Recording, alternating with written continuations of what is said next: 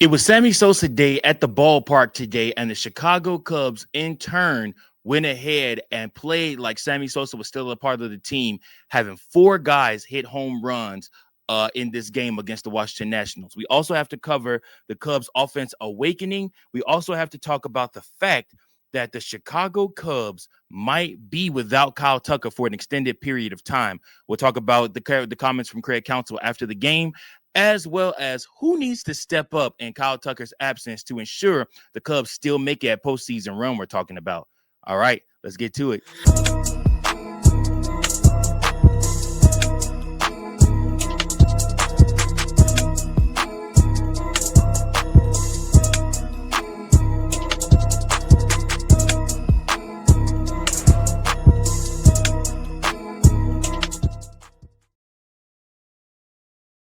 W's in the chat. Put the W's in the chat. That's right. The Chicago Cubs go ahead and secure the 81st victory of the season, going 81-60 on the season so far, with still 3 weeks of baseball left to be played and a lot of games still to be played as well. The Chicago Cubs take care of business, beating the Washington Nationals, who are 56-84 now after this game, off the back of the home run ball. Something that we have wanted to see from the Chicago Cubs from the jump, man. We wanted them to continue hitting that nasty home run ball. And listen, they did just that today. That's right. The Chicago Cubs had Dansby Swanson hit a home run. He had a 3-run homer. And like I said, and then from there, you also had Nico Horner homer. You had Ian Happ homer. You had McGuire homer. That's right. You have 4 guys homer for the Chicago Cubs in this game. That's right. 4 guys homer for the Chicago Cubs in this game. And we did what we needed to do, man. We beat up on the team that we're supposed to beat. Now, listen, do not get caught up in the sauce. The Chicago Cubs have to continue this. The wind was blowing out. It was a good day. Conditions were great at Wrigley for the home run ball. And the Chicago Cubs took advantage of that in this game. And listen, that's what you need to do. You need to take advantage of the games you're supposed to win, the teams you're supposed to beat. We've talked about it all season long. Chicago Cubs need to try to take all 3 of these games against this team. You will, if you're able to do that, that puts you in a very, very, very good spot moving into the next 3 weeks. And like I said, the Chicago Cubs have an opportunity to do something that they have not done in a while, which is win 90 plus games. But you will not get there the easy way. It's going to take hard work and dedication, and you might be without your superstar, which will call for somebody to have to stand up and play better. But like I said, the Chicago Cubs will celebrate what they did today. 5 Cub players now have 20 home runs on the season. That means the offense has really, literally been spread around by all of these guys. Let's go down the list. Let's talk about everybody's day. Michael Busch went 0 for 5 in this game. Literally, like I said, I just don't like him at that leadoff spot. I don't know that I trust that. Ian Happ hit after him, went 1 for 2, scored 4 runs in the game, hit a home run, and got 1 RBI in the game. Seiya Suzuki went 1 for 4 in the game, did also score a run in this game. Pete Crow Armstrong went 2 for 3 in this game, scored a run, and also scored 2 RBIs. Nico Horner went 2 for 4 in this game, scoring two runs, hitting a home run, and also getting 2 RBIs. Then after that, Willie Castro in this game went 1 for 3 with scored 1 run, and also he got 2 RBIs. Dansby Swanson went 1 for 4 in this game with 1 run, 1 home run, and 3 RBIs in this game. Matt Shaw went 0 for 3, and Reese McGuire went 2 for 4 with a 1 run, 1 home run, and 1 RBI in this game. So listen, the Chicago Cubs offense came alive in this game against a lesser team and against a pitcher that they absolutely should have taken advantage of. It was Irvin Jake Irvin starting for the Washington Nationals, and the Chicago Cubs did not hold back against him. And with, like I said, with the weather conditions like they were, they absolutely should not have held up against him. They definitely should have went all out, and they did. And they did. And like I said, they took this game. They gave Javier Assad his second win of the season. He's now 2-1 on the season for the Chicago Cubs. Javier Assad pitched 5.1 innings, 5 1/3. allowing 3 hits, 4 earned runs, 2 walks, 4 strikeouts, 81 pitches, 49 of those being strikes.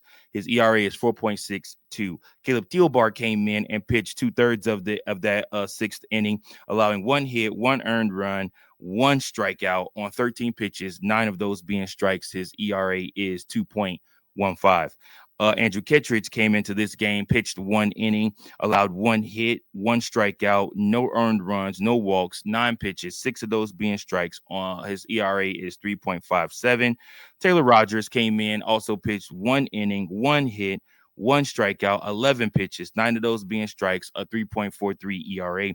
And then last but not least, showing up out of nowhere, Porter Hodge pitched the final inning of this game, allowed no hits, no earned runs, no walks, and he struck out 2 on 15 pitches, 11 of those being strikes. Watch out for Porter Hodge. If he is correct, if he is back, if he has figured it out, Porter Hodge is dangerous, man. He's a very good piece off the bullpen. I know he's had some trouble walking guys, trouble finding the strike zone, and he's giving up the home run ball. He was even doing that in AAA, which was why I was shocked when they brought him back up to the majors. But, I mean, like I said, with the injuries and everything like that and with the expanded rosters, I guess they had the room to do so. And for what it's worth, he could have came into this game and laid a big egg too, you know, and the Nationals could have scored 4 off of him or something like that. But to no avail, he came in, held serve, didn't allow a hit, didn't allow an earned run, didn't even allow a walk, struck out 2, and then, like I said, got a fly out for the other one, a ground out for the other one, I'm sorry. And that ended the inning. So listen, he did his thing, did what he had to do. And like I said, the Chicago Cubs held serve, but really wanted to hone in on the offense awakening because you're going to need this offense to continue to play like this if the Chicago Cubs are going to have success. Again, we are still looking at the Chicago team as a viable option to potentially win the division. But even if they are just a wild card team, they are a dangerous wild card team. MLB Central was talking about the Chicago Cubs, and one of the analysts was like, "Are we not talking enough about the Chicago Cubs? Are we not giving them enough credit or forgetting about the Chicago Cubs just because they went on a downward slump?" I mean, the Cubs, their downward slump this season really still, y'all, was playing 500 ball, which you could say the same thing about the Dodgers. You could say the same thing about the Yankees. You could say the same thing about the Mets. You could say the same thing about every single team that you might pick to win the World Series this year. They've all went through slumps. As far as I'm concerned, there is no favorite to win the World Series this year. Nobody is the favorite. You can say the Dodgers if you want to, but I don't trust their pitching, and I don't even know if they trust their pitching. So, I mean, like I said, we'll have to see. I mean, you could say Milwaukee because of the crazy run that they went on, but Milwaukee has cooled off tremendously. So, I mean, like I said, I don't know that you could say there is a favorite to win the World Series or even to make it to the World Series at the National League. I mean, it's anybody's ball game. It's whoever finds it at the right time. And right now, the Chicago Cubs offense awakening, and that's without Kyle Tucker. Can you imagine what the offense would do with Kyle Tucker? We'll just have to see, man. But we're next going to talk about Kyle Tucker. But first, we have this special message for you. I have been talking ad nauseum, and I still will continue to talk about the product, the brand that has changed my life and can change yours too. What's that product? It's Dubby. It's an all-natural energy supplement that you can take on the daily to help you get through those urges, those moments when you want to nap, then when you hit the cliff, or if you had a long night the night before and need to get through another crazy day of the hustle and bustle, the 9 to 5, whatever you got going on, Dubby is your energy drink. That's right. Not to mention, when you buy a container of Dubby, it actually equals out to almost $1 per drink. You can mix it in with whatever you want, whether that be a juice, whether that be a water, whether that be some type of other energy flavored drink, whatever you want, you can mix Dubby with it and it will do the trick for you. Guys, I don't understand what you're waiting on. Dubby takes care of everything for you. All you have to do is go on to the Dubby website and place your order. And at this time, when you do that, all you have to do is put in Cubs Central Pod 2024. That's right, Cubs Central Pod 2024. And you get 10% off on your Dubby order. That's right. Listen, guys, I'm telling you right now, Jitterless Energy. It's they have all different types of different flavors for you. Dubby has what you need. Be better with Dubby.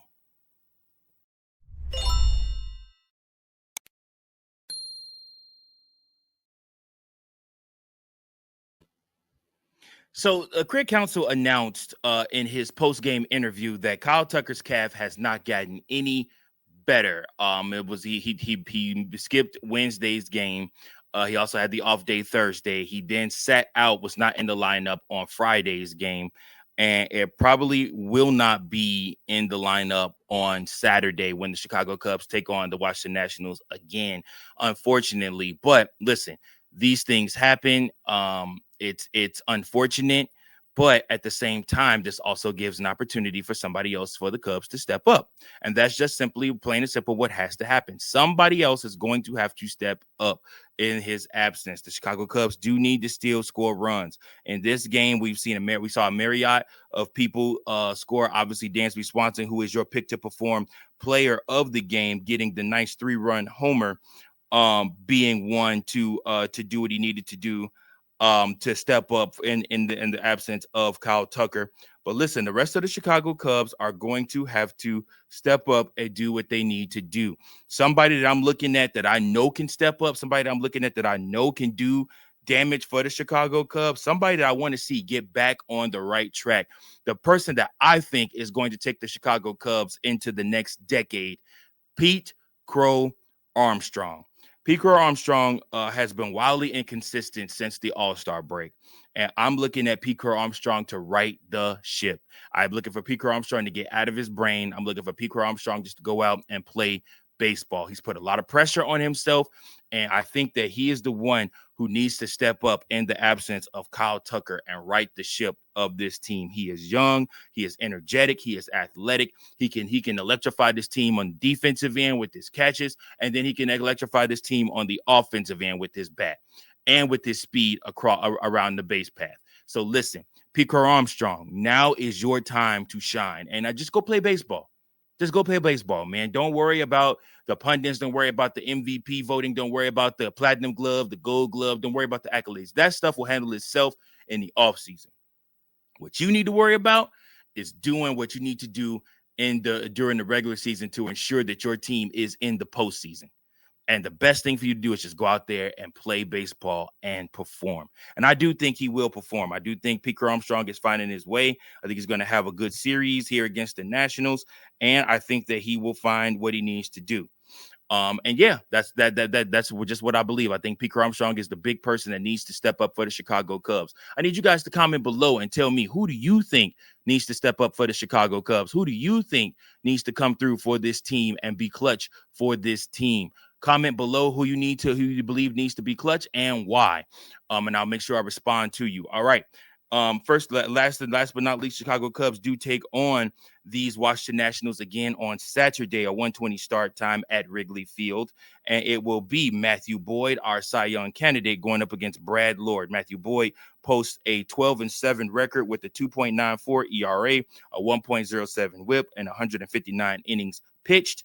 And it will be Brad Lord going up against him for an 4.34 ERA, a 1.32 WHIP, and 103 innings pitched. So we will see what happens with that. I would like for the Chicago Cubs to once again get on the board early, put the pressure on this young Nationals team, and allow Matthew Boyd to be able to settle in and not have to do too much work. That would be ideal. We don't want to see him working hard. We want him to be ready and prepared for the postseason that we are hoping to be a part of. The offense can do a lot to ease that stress on Craig Counsell and allow just the bullpen to do their part and handle things. But we'll see what happens with that.